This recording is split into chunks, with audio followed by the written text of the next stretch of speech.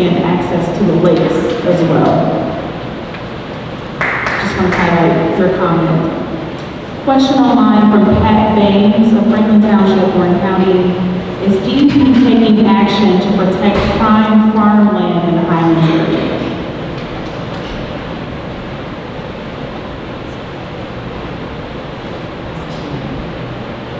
Franklin Township, Warren County. So thank you for that question. So there are multiple overlapping jurisdictional issues with respect to preserved farmland. We have DEP activity in some areas, the farmland, the Farm Bureau in others, the SADC in some. Our partners at the Highlands Council, our executive director, Ms. Levin, is with us today. So it's in part a measure of planning, which the Highlands work so hard at with the governments in this area, as well as a measure of permitting to some degree. Now, under the Highlands Act, depending on what area you're in, there's going to be, whether you're planning a preservation area, there's going to be different conditions that apply. But the Highlands Act is there to protect the open space and the natural features of this area that really serve us all from a matter of groundwater protection and many other issues. It is probably contrary to popular belief that the DEP doesn't regulate trees or cutting down of trees really at all. A very common misconception. But we do work alongside the folks at the SADC and in the farmland preservation space around how to really manage and care for forestry resources. So in part, I think the answer to the question about farmland preservation is it really depends on what parcel and areas we're talking about. There's likely some protection that attaches, but it's not as though it's inviolate. Pat, if you have more specific details that you'd like to put in the chat, maybe we can call on those who are in the room to answer maybe more specifics about a particular parcel and whether there could be protections of farmland preservation there. Thanks for taking my question. Dr. Sidney Mayor Phillipsburg. How can the DEP and EPA, in the process of working to get our infrastructure updated through grants, how can we get access to work with the railroad to get access to their future development on Riverside Way? Do we think it would be business friendly to make this happen? Because I think this could be a really good project for our town. Thank you. So Mayor, I'm sorry, can you just speak a little louder about what area in particular? Riverside Way, right in the middle. And the problem we have in trying to reach out to the railroad to get another access, to be an access in that particular property, so we could, potentially develop the project that's in infancy stage right now. I saw what this developer did down in the city of Burlington. I went down there, and it was a good project. It was really well built. It suited that city quite well, and I think that type of project would suit our Riverside Way well. But we need access through the railroad, and sometimes the railroad is tough to get them to do something. And I'm asking the DEP or the EPA to be friendly, because we're in the process, I said, of getting infrastructure done through potential grants through the Congress office, and I believe this would bring a better quality of life in that area and bring people with disposable income to that particular area. It's a good project. That's my answer. I get access through that railroad. And so there is an existing railway that is cutting off access to a parcel of property owned by Norfolk Southern. Is the development opportunity property also owned by the rail company? No, sir. The property itself right now is owned by the town of Phillipsburg. It's owned by the town, but you're locked out of it, so to speak. There's only really one way in now, and we need another access. And I'm asking you if you just could reach out or work with the town of Phillipsburg to maybe make this possible so that we have more access to that particular property. So the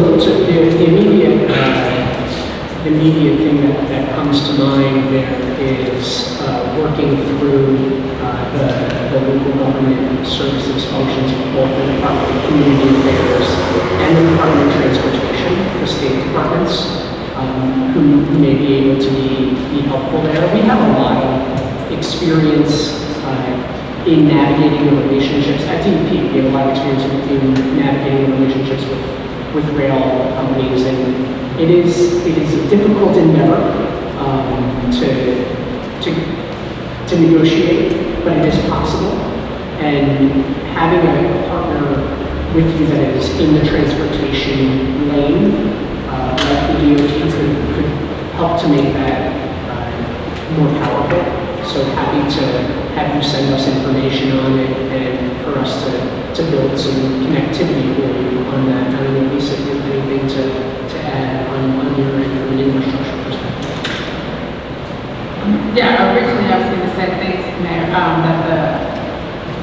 that we're working closely with New Jersey DEP on the infrastructure work and obviously technical assistance for design and plans and engineering assistance. But it sounds like you have those in place. It's more about the access. So I would say we would love to partner with you if there's obviously a federal angle to be able to help on that front, because it seems like a real barrier for can't access the land. So thank you for raising it.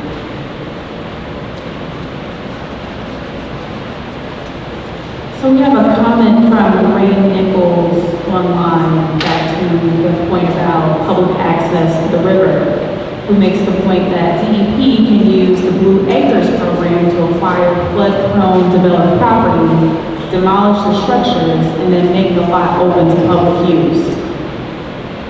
That is a terrific observation. Of course, the Blue Acres program, for folks who may not be familiar with it, is a program at DEP where we work voluntarily with volunteer property owners, typically repeatedly flooded properties, to evaluate whether it makes sense for the owner of that property to relocate and to utilize that space to promote floodplain management and recreational opportunities and other flood resilience opportunities that the property may present. It is a voluntary program. The DEP doesn't force anybody to sell to the Blue Acres program or use eminent domain to take people's property. That's not a thing. So to the extent that there are folks in the Delaware River corridor who have repeatedly experienced flooding, they can make an application to the Blue Acres program, which we can just expand. So by all means, if you go to nj.gov/DEP/Blue Acres, you can find more information.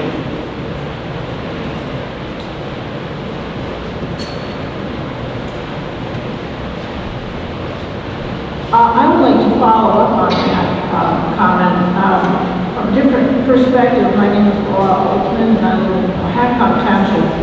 And my husband and I bought somewhat distressed property many years ago, over 30 years ago, on the Delaware River. And the reason that we could afford it is because it floods. And this is pretty typical. People are talking about how nice the river is. Sometimes it is. Not every day. And I have some concerns about being able to continue to carry flood insurance. And I know that flood insurance rates are likely to go up because there's been a new extension of flood zones in New Jersey after some of the colossal flooding that's happened in the last few years. And I just want to say, keep in mind, not everybody buys waterfront property because it's very posh and chic. Sometimes they buy it because they can't afford anything else. And I don't know how, I mean, up in Phillipsburg, I would say Easton, there's a lot of houses like that where people are there because they can't get something else. And I would just say, once you own that property and something happens like a flood, you know, the value of it goes down.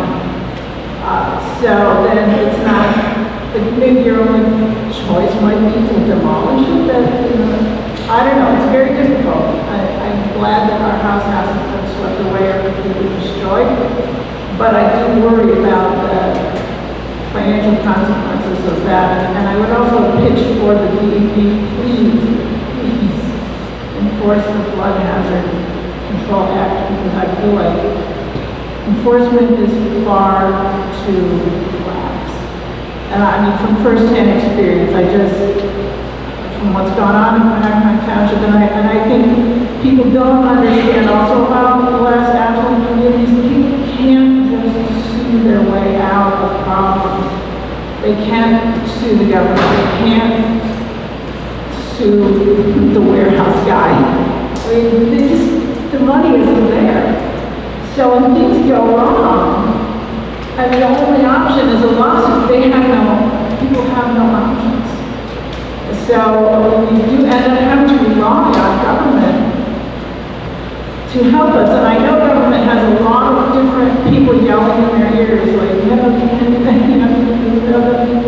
and you have to balance a lot of interests. And I think the DEP has a lot of silos, people not talking to each other and trying really hard to pass the buck to the next silo. But, you know, in low-income communities, we do actually need the government to regulate as much as people don't always like regulation. It's all we have. So I encourage you, especially on flood hazard issues, to please regulate. Thanks. Thank you for that. You should know that I needed to hear that today. I really did.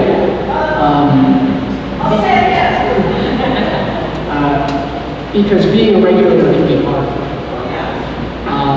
Being an environmental regulator in particular can be hard. You're often no one's best friend, and that's okay. Hearing that you need us to be forceful about flood hazards is important, and it's meaningful. If you feel like in your community there is a lack of attention to flood hazard area requirements, and if you're comfortable sharing what you think those are, I'd ask you to tell Nadia so that we can look at them. It is our job to do that.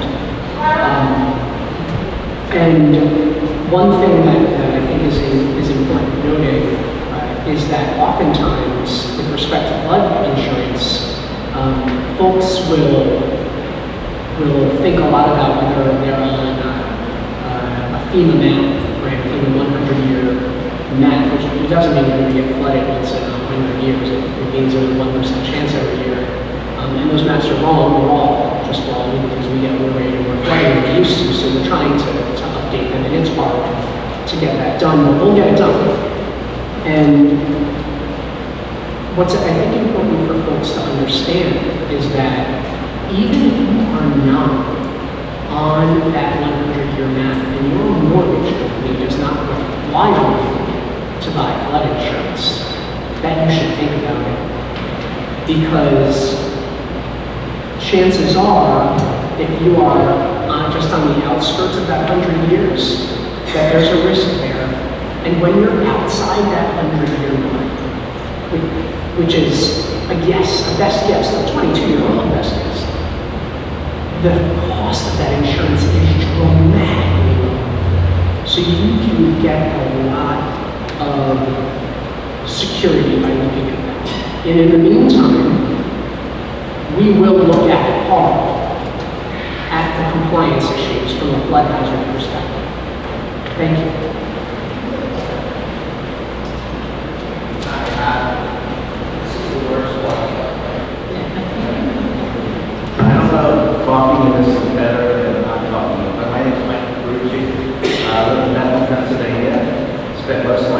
living in Phillipsburg, Patton Township.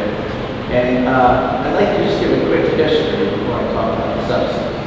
So 150 years ago, Phillipsburg was the third largest town in New Jersey. It was north of Patterson and Phillipsburg. We had 5 trains coming through here. We had the coal coming from the coal region. We had the cement coming from the cement mills. And we had Ingersoll Rand. We were like a one-company town, just like Bethlehem, 12 miles away was Bethlehem Steel. So when I grew up and went to Phillipsburg High School, every person I went to school with, their dad, grandfathers, or uncles all worked at Ingersoll Rand. Great union jobs. We had 7,000 jobs, between 6,000 union people and 1,100 white collar. You could eat off the sidewalks of this town. In 1978, Ingersoll left and never looked back. This town has great history. In 1953, a Phillipsburg resident became governor of New Jersey, Governor Minor, to 61. Ellen Minor, Adlai Stevenson's cousin, was our congresswoman. We had Senator Dumont, who was the dean of the New Jersey Senate for many years, and we had some major people in this town. So we're very proud people. And so that's what you come here with. Unfortunately, Warren County has depopulated. We've lost population. This town has lost 4,000 to 5,000 people. We've lost like almost 1,000 jobs in Warren County over the last 15 years. So on the one hand, we're like a farming community. We get outside of Phillipsburg, but Phillipsburg used to be really an industrial hub, part of Bethlehem, Easton, and Manhattan. So we struggle with who we are and what we're going to become. We're on the 78 corridor. We're 75 miles from Manhattan. New York Times this week wrote a big article about Easton, Pennsylvania. Cal, like right across the river, a hot new town. And the funny thing was they talked about front platers in that article in Easton, and front platers. Well, that's because New Jersey people and New York people have license plates in the front, and Pennsylvania doesn't have license plates. So there's like a Western movement, and to some degree, they're skipping over Phillipsburg. And so what we really need to do is focus on how do we blend conservation in the county, but also economic development. I happen to be the elephant in the room because I'm the guy that's trying to build the warehouse. My business partner and law partner for the last 30 years is Jim Florio, Governor Florio. So when he was in Congress, he wrote the Clean Air Act, Clean Water Act, Superfund, RACRA. So I'm very conscious of environmental issues. So we need to blend how we protect the Delaware River, how we protect our resources, but also have the best social program in the world, a job. Give people dignity, give them like a sense of, I can buy my kid those sneakers, I can buy my kid this, the bicycle that everybody else has. So we try to blend that. So unlike a Bethlehem Steel or an Ingersoll Rand, you're not going to have these big manufacturing, gigantic companies coming into this region. But you're going to have this warehousing. And if we don't have warehousing, it's just going to go to Pennsylvania. So Ingersoll Rand now has 4 million square feet of warehousing, created 3,000 jobs, almost 3,000. There used to be 7,000 jobs. So these warehousing jobs are now paying $25 an hour. So Phillipsburg, I don't know if you know this, was an avid district. And if you know an avid district, that meant we were one of the 30 poorest towns in New Jersey. The Supreme Court of New Jersey ruled that Patterson, Newark, Camden, Irvington, Phillipsburg, had special needs because of our economic demise. Because we had one company down, they left, and we couldn't figure it out. So as a result of that, we got a lot of money in for education, which I think is always the key to life. We may have the nicest high school in New Jersey. We haven't had a chance to do that. But what we're trying to do is balance out economic development, conservation, and treat everyone, respectfully, and try to be courteous and understanding where everyone's coming. My problem is I've had that property for almost 20 years. It was industrial. I got it zoned residential, and for 15, 18 years I've tried to develop it again. I'm next to an open gun range, I'm next to a junkyard, and I'm next to a transfer station, and light industrial. So I brought every developing company possible for residential there, and they go, are you crazy? So what I'm thinking is that's an industrial zone, but I think that Phillipsburg really needs, and rightfully so, like attention from Trenton. The Commissioner of Transportation just gave us a $250,000 grant to help that industrial zone get out to Howard Street Extension.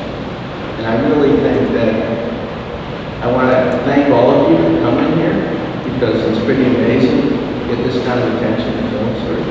Because, we feel like we're, redheaded adopted child, that we don't get any attention. But it's a really beautiful part of this state.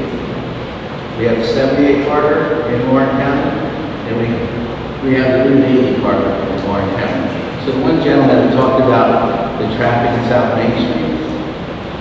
We should be talking to the Delaware River Joint Toll Bridge Commission. I know and I used to be the attorney for every bridge in the Delaware River Joint Toll Bridge Commission, from 11 miles south of Trenton, Port Jervis. You pay a toll and you go to Pennsylvania.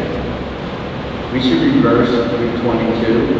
You pay a toll coming into New Jersey, because if they back up, they're backing up on Route 22. They're not backing up on South Main Street, which would really free up, South Main Street. So, I think there's a lot of things that we can do and we can talk about, but just the ability to be able to speak and talk to people, it's like, I just want to really thank you guys for coming up here. Burlington, we were in Burlington. I'm the main developer in Burlington. I just built this project, and I'm building the project next to Amazon in the used warehouse. But things can be done. You can juxtapose residential warehouse. It can all work if you're about solutions and not about problems. And it sounds to me like you guys are figuring out the solution. So thank you very much.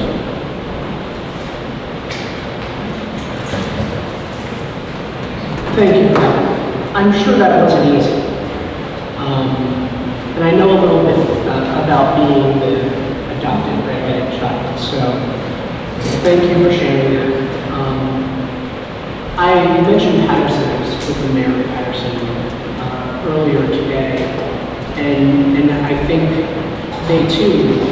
they are trying to figure out what they are and who they're going to be. We all are, as a state, as a community, and you offer some really good observations about what some solutions may be. So thank you for coming up and sharing that. I don't see a villain from the seat that I'm in almost ever, right? Because it is about balance, and it's trying to find the right thing, trying to find the right answer. So thank you. I'm a resident of Phillipsburg. Can you step just a little closer to me? Santa Morissette. I'm a resident of Phillipsburg. I thank Mr. Carucci for his history lesson, but life has moved on. We are looking at climate change. We are looking at the effects of the fact that we are building more permeable surfaces than we have ever looked at before. We are looking at a potential drought that will far surpass the 30s. Why are we building a warehouse so close to the river? What is going to happen to the salt runoff, the oil runoff? We have dealt with Ingersoll Rand and the brown fields that were left behind. We now know far more about how the effects of CO2 and methane gas is on the environment and our atmosphere. We are talking about 18-wheelers navigating the streets, getting lost. We've had some right above our house stuck as they come along Morris Street and somehow end up along Summit into Chambers, and then they're really in a bad way. But most of all, apart from that fact, is this runoff concern as well as the emissions. Mr. Ferrucci very kindly points out that this will bring jobs. I'm not seeing a lot of jobs out of the warehouse that is already built on Route 22. The other thing I am not seeing is the idea that Phillipsburg has long attempted to develop a riverfront destination. That is where our future lies. Future does not lie in a warehouse not far from a river, the Delaware River, which was not clean when I first chose to live here in Phillipsburg.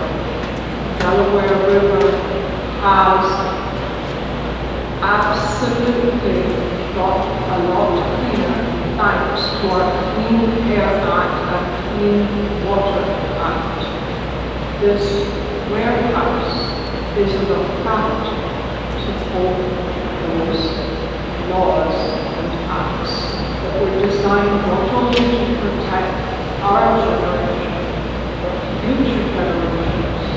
And we are talking about reducing emissions by a tremendously large percentage worldwide.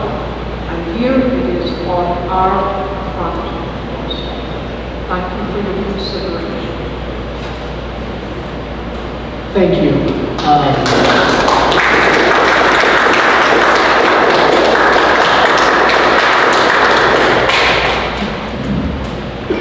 I think it's probably fair to say that there are differing opinions about this particular project, and I don't envy those that have to make decisions about it. I recognize that that's probably really hard, and well outside of my purview. One thing that isn't outside of my purview is flood risk and flood risk reduction and sound stormwater management. And so what I would encourage any local leader, any developer to consider is maximum compliance with the stormwater management rules that are put forward by the Department of Environmental Protection and implemented by every local government. Because that will, if maximally complied with, reduce those runoff concerns using green infrastructure. So please do make sure that you look at that. And one last thing I do want to ask, recognizing that there are lots of concerns about this particular project, and I don't want to shortchange anyone their time. But I do want to hear other concerns too. So can we just take a moment and make sure that we are hearing other concerns as well? And the gentleman that's standing to a non-warehouse customer? Okay.